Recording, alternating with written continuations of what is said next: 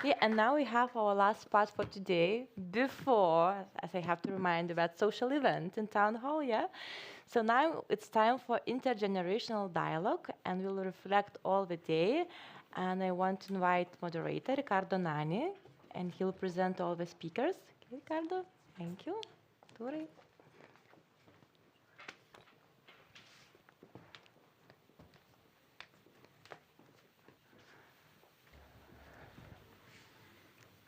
Hi, can you hear me? Okay.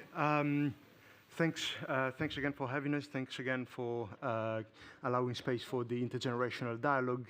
For those of you who weren't here yesterday, the intergenerational dialogue is a new implementation from this year where we bring participants to the YOUthDIG program in interaction with more senior participants in internet governance, sharing experiences and views.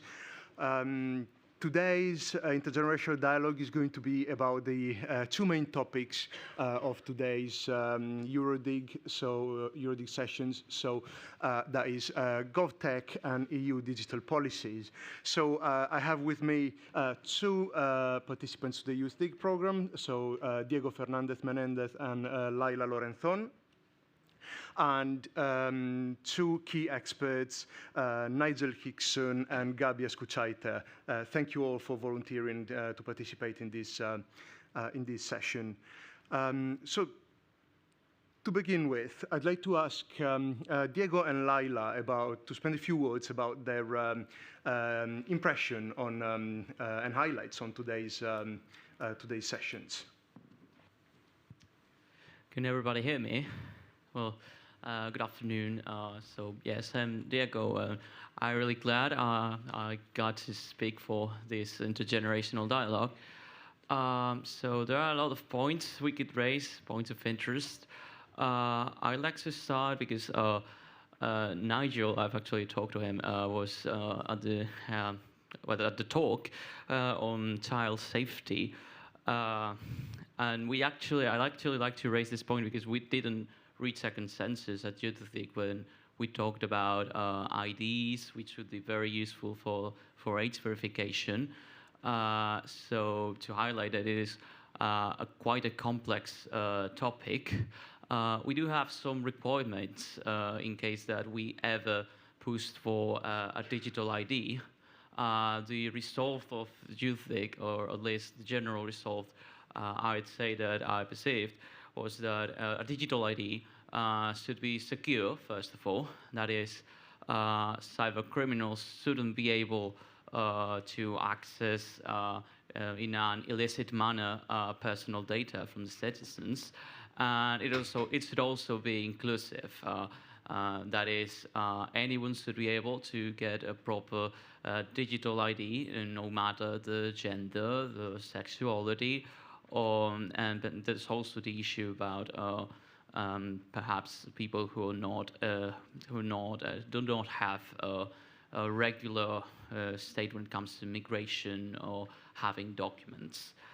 If I may, I'd also like to point out we've talked a lot about data protection, and I'd like to raise the point that perhaps we've entered a false dichotomy where we're forced to choose between innovation and technology and the protection of our privacy. And I'd like to call out for perhaps home European innovation, because I am a believer, and I think that all fellow YOUthDIGers believe in the Brussels effect, but we can only do so much through regulation. And it is perhaps through innovation, new solutions that by default protect our privacy, that we might be able to change the status quo and perhaps build a better internet for everyone. Thank you very much.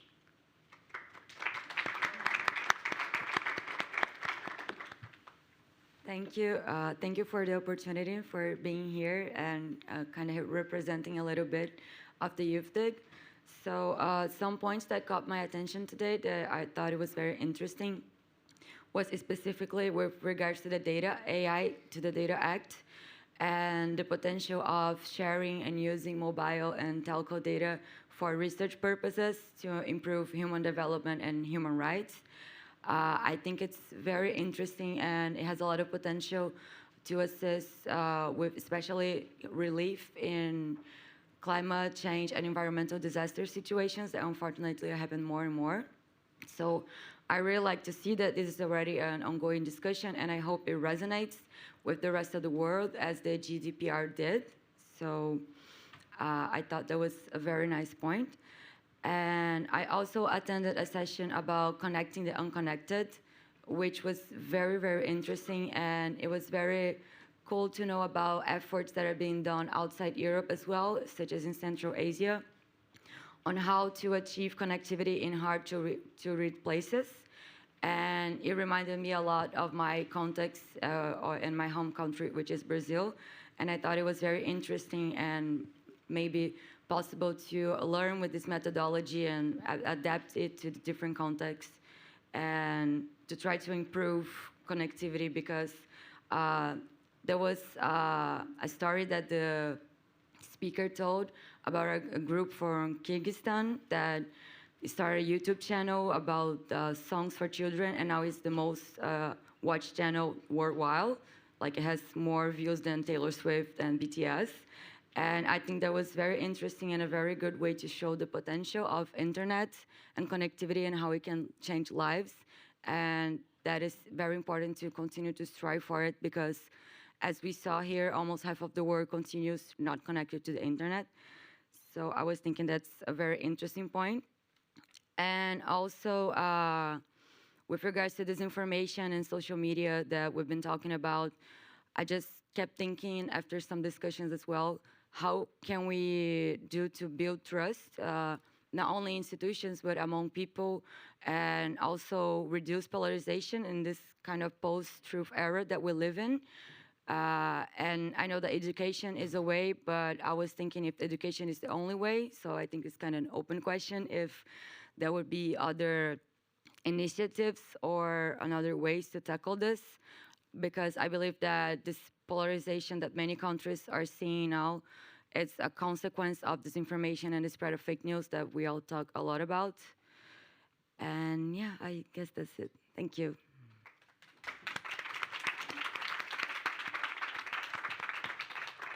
Thank you, Laila and Diego, very much. Now I'd like to leave the floor to Nigel and Gabija to react to the, indeed, lots of food for thought that came up from the youth observations. Thank you. Okay, thank you so much, and good evening. And I'm very happy that there's so much youth in this panel. And okay, so this is very thoughtful what you just brought to us to think about. And my first reflection when I was like hearing you and hearing speakers here on the stage was that probably I would reflect this dichotomy of, or polarization of several things. And I think now we live in this world where internet connects everything, like internet of everything connects data, images, thoughts, and it's getting us somewhere we don't know yet. But I think there's one problem with this, which is some diffusion of attention in this arena of internet spreading out in the society, in the humanity, and which dissipate our focus, and that takes our time and attention. And one of the problem is that in this dissipation, we need still to be focused on something meaningful. And I've just heard from the last session talking about meaningful things, meaningful connections.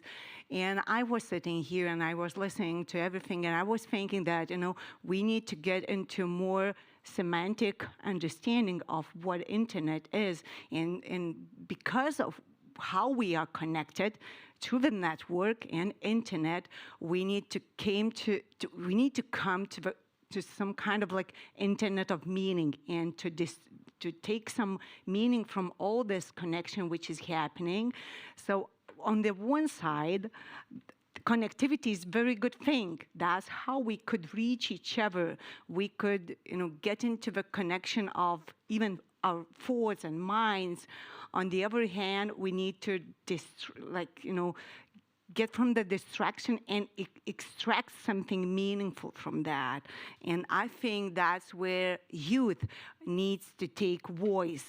And we live in the world of false true, of post-true, of a lot of hallucination going on in the world. And that's, I think, the other pole of this big data world. That's where we have a lot of information, maybe too much. If we do not extract right meaning of it, we can go really on the bad way, not the right way. And the youth must be really thoughtful, as you wait, today and saying all these things. I think we need to become more thoughtful about, where internet is leading us, taking all the benefits of the connectivity, solving those polarization areas, and make everyone connected. But internet of everything needs to be internet of meaning as well. So very abstract, probably first thoughts of mine, and maybe Nigel will get some more concrete or something more into our discussion. Oh, you have your own mic. Yes, thanks very much. Can you hear me? Oh, I'm going to stand up for a second. Is that okay? Can the youth put their hands up? I didn't think you were young. Oh, right, yeah, Sebastian. So I'm so glad that you're with us, so to speak. This is an incredibly important session. I do commend Ricardo for having these sessions. It reminds me of a session at a UN IGF in Buenos Aires years ago, when there were an awful lot of youth turned up to debate some of their national legislation. They were passionate. They were committed. They knew what they wanted. And they changed what the government thought. And this is sometimes what you have to do. It is in your hands. And I love this intergenerational mix.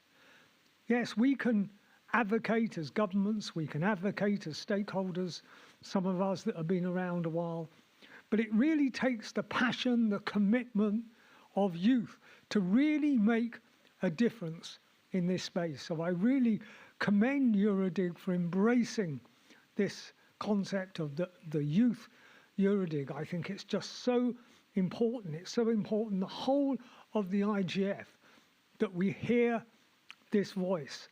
And yes, what you have to do, you have to get through to governments the false dichotomy that some of us policy makers have rested with.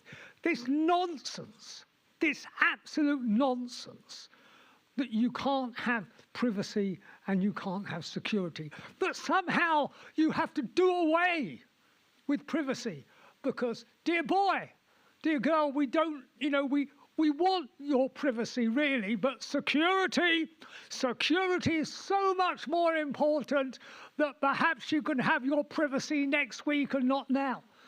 This is tosh, and it's for you to point this out. Another one. You can't have end-to-end encryption. I'm very sorry, but you just can't have it. Yes, I know it protects your privacy, but you can't have it.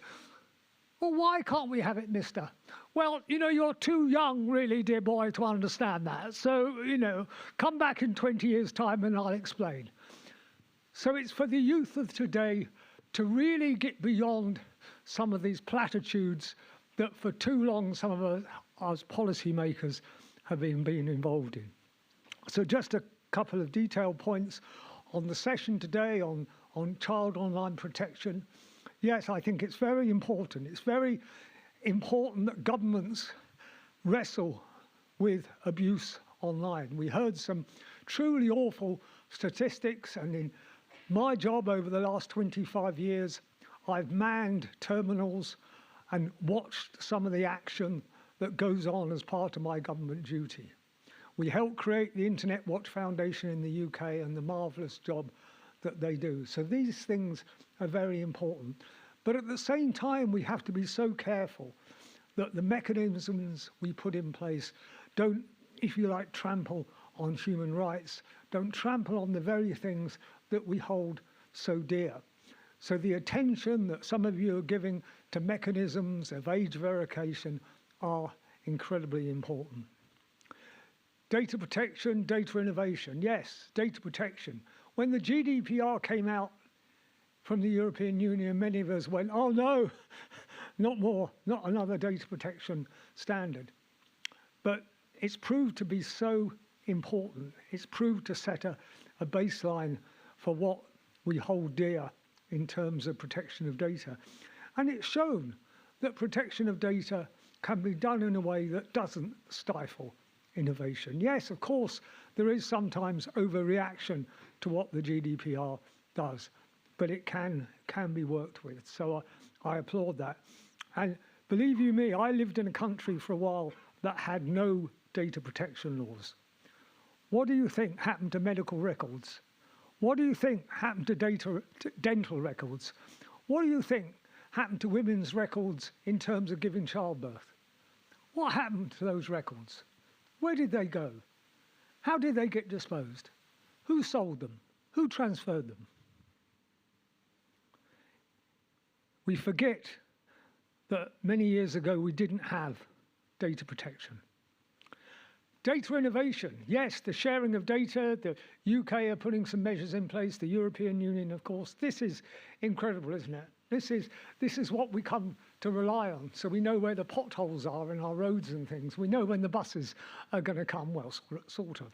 So data sharing, I think, has to be the future. We can predict things so much better when we have the right data. And finally, just to finish off on the connectivity point, I just caught a bit of that debate. That debate was relevant to discussions we had at ICANN last week in the high-level government meeting in Kigali, where we had excellent discussions on inclusion in the African continent, where we could do more. It was pertinent to the discussions we had at the WSIS Forum a couple of weeks ago in Geneva. Yes, progress is being made, but so much more progress needs to be made. But I am confident. I am confident with the ingenuity, with the commitment, not just of the commitment of stakeholders and governments and businesses, but of also the commitment of the people in the ground in the developing countries, putting the right legislation in place, getting rid of state monopolies, having telecoms regulators, having proper access regimes, scrapping this tax on ICTs. We can do it. Thank you.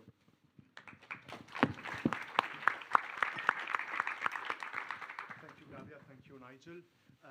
Laila and Diego, would you like to react?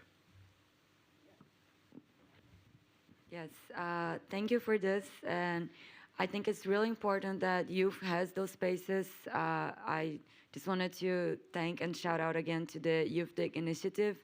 I think it feels very good to be in a space and to feel actually heard, and that our opinions are actually taken into account, and that we're just not decoratively participating in all of these meetings. And I think that the youth has exactly what Nigel was saying, this passion, this drive to change everything and feel that everything is possible. And I think that's exactly what we need to kind of break these paradigms and think about new ideas and think about how things can be done differently. Because yes, a while ago we didn't have any of that, but things are constantly evolving. So I think it's really nice that we have all those spaces, and I just want to thank you again for also being invited here. So, firstly, I'd like to thank Nigel for his inspiring words. He started talking about a passionate youth and a passionate youth that was able to change governments' minds. I might be wrong about this quote, so please forgive me. I would be quite ashamed. But I believe my fellow youth figure, Katalin, yesterday talked about youth being a state of mind. I might be completely wrong about the author of the quote, but I believe it was him during the dialogue. And in that sense, I'd like to point out that Nigel might as well be the youngest person in the room, for he gave the most passionate speech. And I'd like to link that with importance. It was raised that it was the youth, the one that had to save the internet from becoming this post-truth dystopian world where we would lose all of the advantages that come with the connectivity. But it is perhaps an effort that should rely on the entirety of society, a young-minded society. In that sense, it is the older generation that raises the younger generation. And although it is the responsibility of the youth to come up with the most groundbreaking concepts, it is only when they're properly raised by the older generations that they can contribute to society. So perhaps everyone should get involved with the current state of affairs of the internet. Because there are many parents out there, or even older generations, who have children under the guidance. And these children are going to be facing a brave new world full of new, unexpected challenges. And only if the older generations are willing to inform themselves and become young, actually, only then will they be able to raise their children in this challenging environment. That's it. Thank you. Thank you.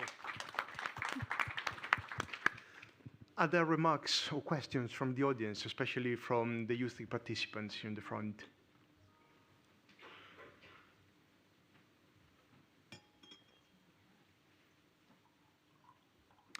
Please.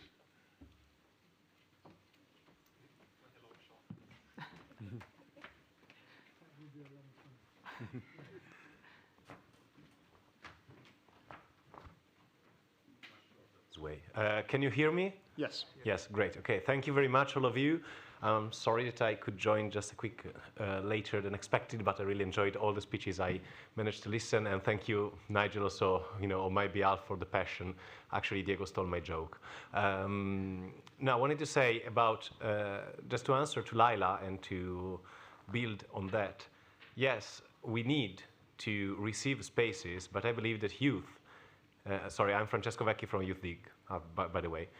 Youth not only just needs to receive spaces, we actually need to find our own spaces. We need to build our own spaces.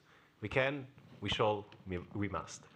We must make, discussions about internet governance our political daily activity, because it is our world. And we shall do that through whatever we want, political activity, civil society, academia, work, whatsoever, but no one is going to give us spaces as we received in EuroDIG.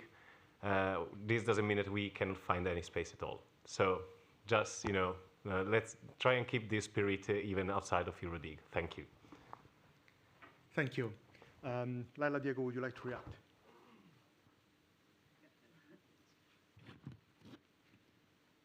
Yes, thank you, Francesco, for your point. And yeah, I think we need to find those spaces. And I actually think like the creation of the YOUthDIG itself was an idea of young people. So in a way, it was young people trying to find a space and create this and make this possible. And yeah, I think that we have this passion, and it's possible to create spaces by also talking to people and adding this conversation, inserting this conversation in different spaces, in casual conversations. anywhere we are, I think I agree with you. I think we can create those spaces. It doesn't need to be formal like it is right now, but it can be just starting the conversation and getting the sparkle into someone else to also try to make other young people feel the need to get involved as well and feel that they are also part of it. Because I feel that sometimes the conversation can appear very complex or very distant and very difficult to enter. But I feel that the more young people are there, and only if we talk to people in different places, we'll be able to show that it's everyone's priorities, everyone's word and actions. And I think that's a good way to start creating change. Thank you. Gabija, you want to say something, right? I think I really like that that little move to understanding a person and internet as a space, because as a human being, we always act in some space, and internet now becomes a huge space to act, but it always takes an action to make move. And when you are young, and age is just a number, as you said, you still feel young, like me. I'm just a little bit older than you, but it's not that you're not feeling young. But like some days ago, when I was like younger than I'm young now, so I remember myself being very brave and bold in doing things. And what I work in education for more than 30 years, so I see a lot of youth, and I see some difference as when we started, and especially in Lithuania, which was in former Soviet Union setting, so people were quite repressed a few decades ago. So now, we needed to not just be free, but become free also as persons, as nation, by action, by taking this freedom into action. And we were acting, most of us who started those, I started doing, my own activity, my businesses when I was 13 years old. So I was quite young at that time, and I was taking all those bold actions. But what I see now, we were acting from the space of scarcity. And this is great moving force. You don't have something, you want to have it. That moves you forward. Now, it's a little bit different. Actually, there's huge difference. Now we live in the world of a lot of opportunities, and internet is a space of opportunities. And that's the difference. When I see youth of today, there's difference between, also some kind of dichotomy between them. One part, like you, are those who wants to act, who wants to make move, who wants to be bold and brave and create this new world. And another part becomes a little bit apathetic. I mean, they embrace apathy because of this, full internet of everything, which takes their attention, which takes their time. That's what I was talking before, that now is the time to really focus on what is needed and to act boldly and to make every move. And I understand you that you want to change the whole world, but that could be too much to start.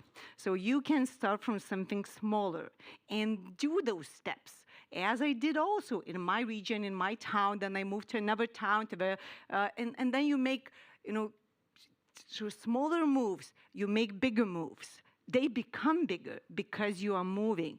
So internet as a space is full of opportunities, but be careful taking those, opportunities which is really worth to take, and do small steps. You don't need to change the whole world, because world is changing no matter you do something or not. This is not a big mission because it's already happening, but you can make your move. You can make smaller steps and actually change yourself and change something smaller around you. Some people, like school, community, or region. So that's what I'm really like. Also, like supporting you to do, actually even asking you to do, because we need someone to take action. As we are getting not like older, but still we have some limitations. You know, we can expand them, but there are. So I'm really believe in that youth, which is powerful movement, and use that power of internet for your good and for the society's good.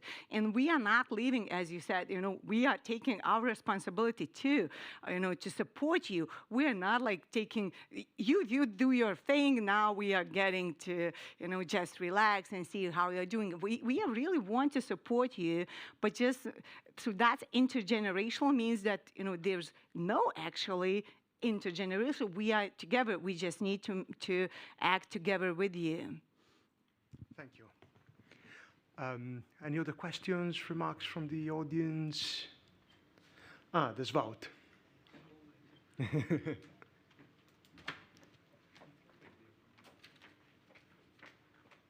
far away. Good. Thank you.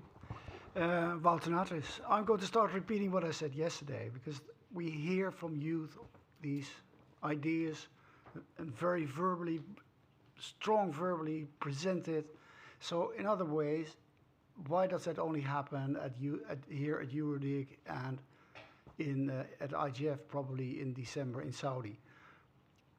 Yesterday I asked the question, isn't that possible to do, for example, at the ITU? Because Thomas Lamanauskas was sitting there and he did this, but we didn't have time to hear his response, unfortunately.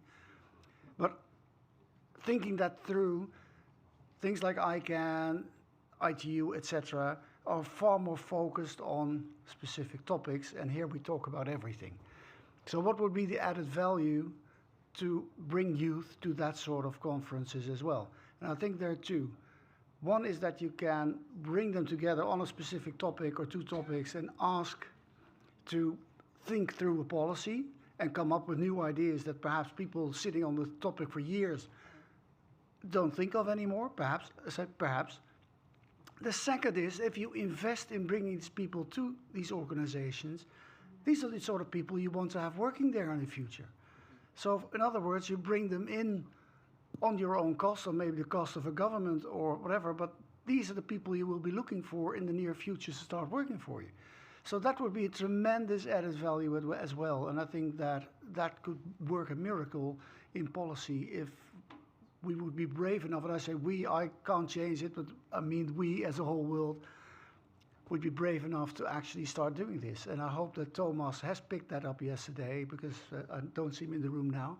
But I think that would be a good idea to do also for governments like Nigel, bring to youth from Britain to ICANN or wherever. So let me stop there. I think the message is clear. Thank you, Ricardo. Thank you, Wout. Reactions?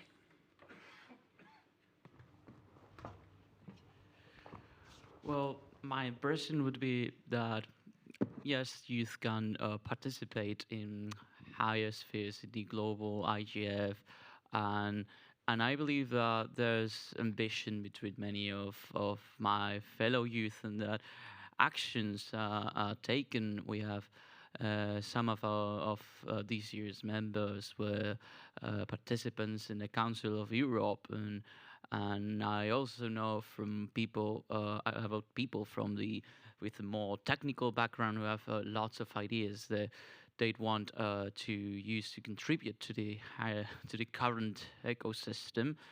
And personally, I would love to be able to come to all of these events and collaborate and contribute to the current state of the internet.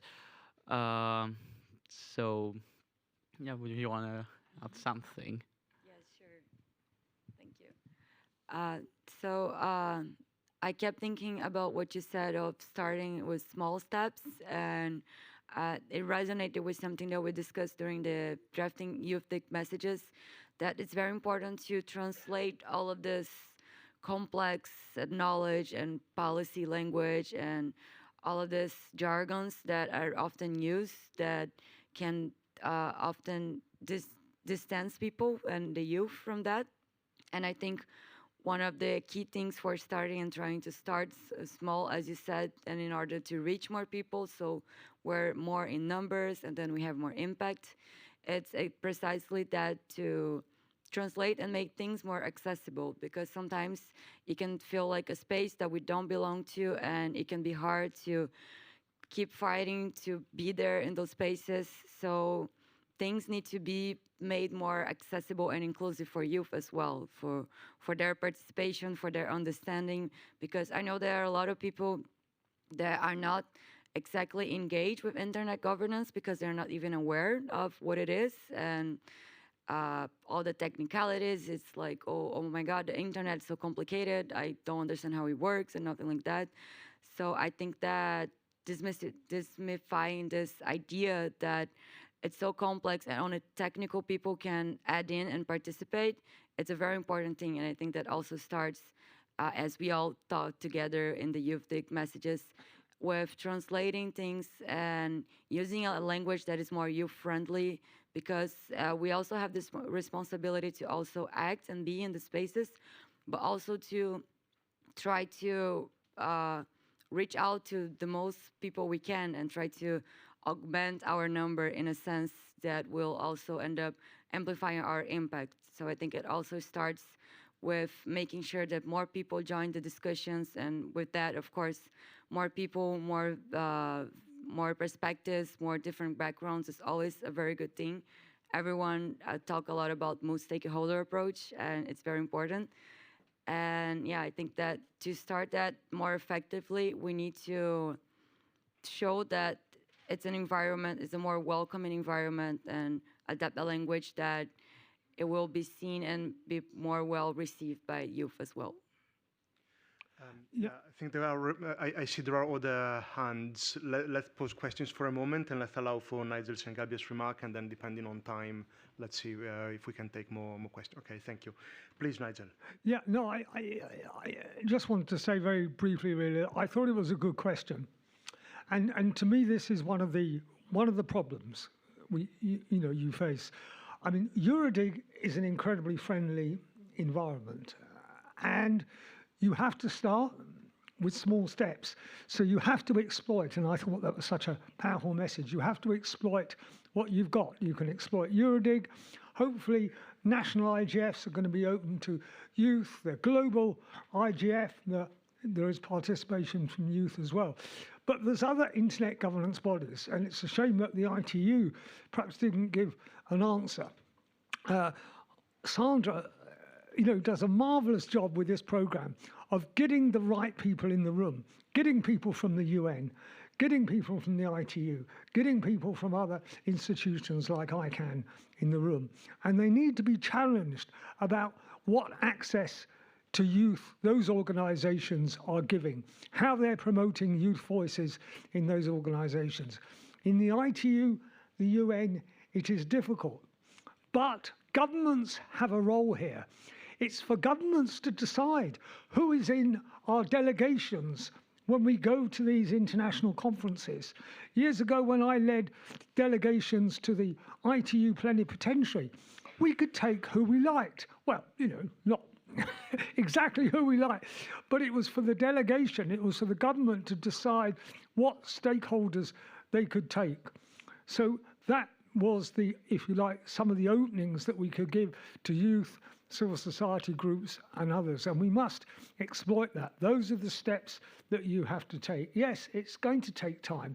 Yes, it's going to take time for people to listen and to understand how necessary your voice is. Thank you. Gabija, please.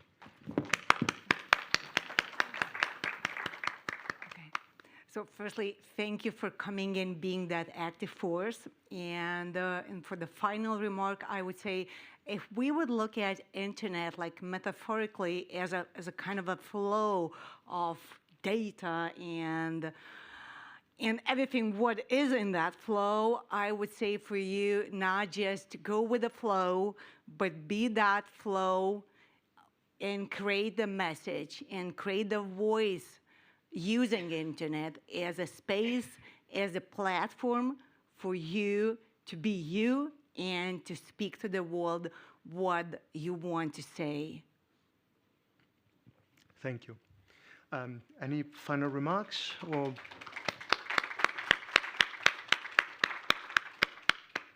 Are we winding up now? yeah, I think we're winding up because we are 3 minutes in advance. Do we want to take one question? Okay, I'm being told that there's no time for questions. I'm happy to see there are other hands raised because it means that there was huge interest, but I need to be mindful of time and I don't want to take time away from the party. I know people want to party, so. It's not a question, it's an answer. No, it's not your turn. Please. It's not your turn, I'm sorry. That lady raised the hand first. No, first was them. In any case, the session is meant to end in 2 minutes, so maybe we can have a last interaction, but.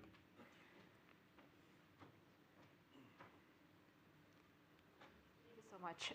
I'll be quick. Just an ITU feedback to everything that was said. I was here like trying to wait. We are still present. We are still here. And in fact, we have the Generation Connect program, which is running for already many years. In 2024, it brings 184 youth envoys from the 64 countries together that are participating in all of the processes of ITU. They're being extremely involved. They represent all 5 regions. They have a strategy. They have a very active participation, as I said, in a lot of events.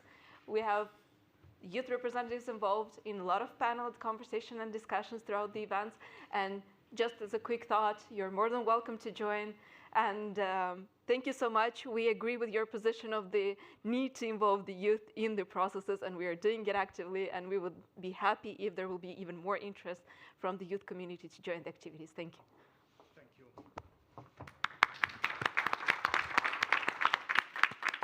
Okay, I believe we can wrap up, and thank you all for your interventions, for your remarks. I do believe as well that EuroDIG is a place where people, youth, but not only youth, can learn about internet governance and learn where they want to make a difference, whether they want to go into ICANN or into more technical standards in the ITF, for example. Let's all take EuroDIG as a first step, as a first place where to start learning and then delve deeper into the decision-making mechanisms. Before we end, I'd like to thank again Nadia Tjahja and Vlad Ivanets for having collaborated with me to organize the Intergenerational Dialogue, and also the program committee and the local host for supporting it. Finally, thanks again Laila and Diego for volunteering youth voices in the session, and thanks Nigel, thanks Gabija for participating in it. Thank you, and enjoy the party, I think.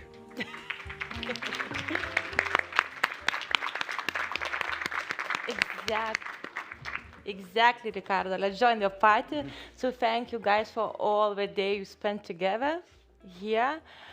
The next day is coming, but before that, I really invite you from all my heart and from all our hearts as a host, members of our team, to Vilnius Town Hall. Do you know where it is? Have you checked the maps? Exactly. Good. So just now we're leaving, the program begins at around 7, so you have some time just slowly to move there and really to enjoy the evening with some surprises, nice music, dancing, songs, Lithuanian traditional food, and networking, the most important thing, yeah? So yeah, enjoy evening and see you in the morning, of course. Okay?